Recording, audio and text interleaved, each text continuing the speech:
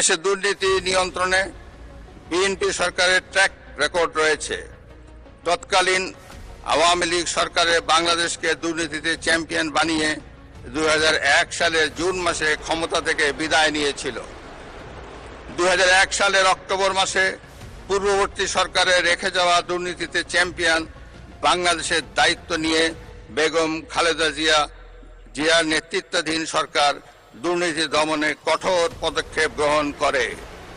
জনাব স্পিকার, 2024 সালের গণঅভ্যুত্থানের উদ্দেশ্য ছিল ফ্যাসিবাদের পতন ঘটিয়ে জনগণের সরাসরি ভোটে জনগণের কাছে জবাবদিহিমূলক সরকার গঠনের মাধ্যমে একটি বৈষম্যহীন ন্যায়ভিত্তিক গণতান্ত্রিক রাষ্ট্র এবং সমাজ বিনির্মাণ।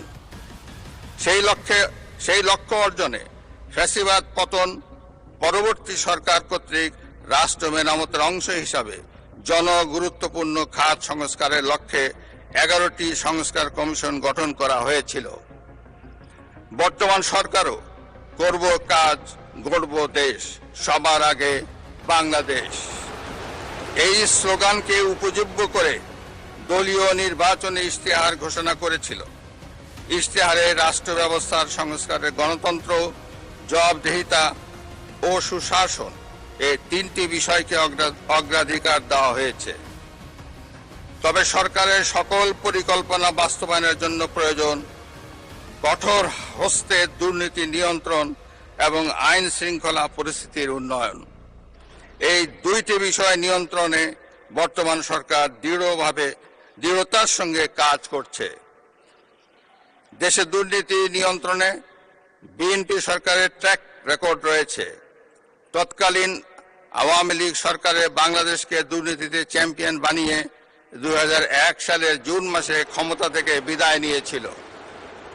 2001 সালের অক্টোবর মাসে পূর্ববর্তী সরকারে রেখে যাওয়া দুর্নীতিতে চ্যাম্পিয়ন বাংলাদেশের দায়িত্ব নিয়ে বেগম খালেদা জিয়ার নেতৃত্বাধীন সরকার দুর্নীতি দমনে কঠোর পদক্ষেপ গ্রহণ করে। এছাড়া দুর্নীতি প্রতিরোধের লক্ষ্যে দুর্নীতি দমন কমিশন আইন 2004 প্রণয়ন করে। এর ফলে বিশ্বে দুর্নীতিতে চ্যাম্পিয়ন হওয়ার কলঙ্ক থেকে বাংলাদেশ মুক্তি পায়। 2006 সালের অক্টোবর মাসে বিএনপি যখন রাষ্ট্র ক্ষমতা থেকে বিদায় নেয়, তার অনেক আগেই বিশ্বে দুর্নীতিতে চ্যাম্পিয়নের কলঙ্ক থেকে মুক্ত হয়ে বাংলাদেশ এশিয়ার ইমার্জিং টাইগার হিসাবে স্বীকৃতি পায়। এবারও দুর্নীতি দমন এবং আইন শৃঙ্খলা নিয়ন্ত্রণই হবে বর্তমান সরকারের প্রথম এবং প্রধান অগ্রাধিকার।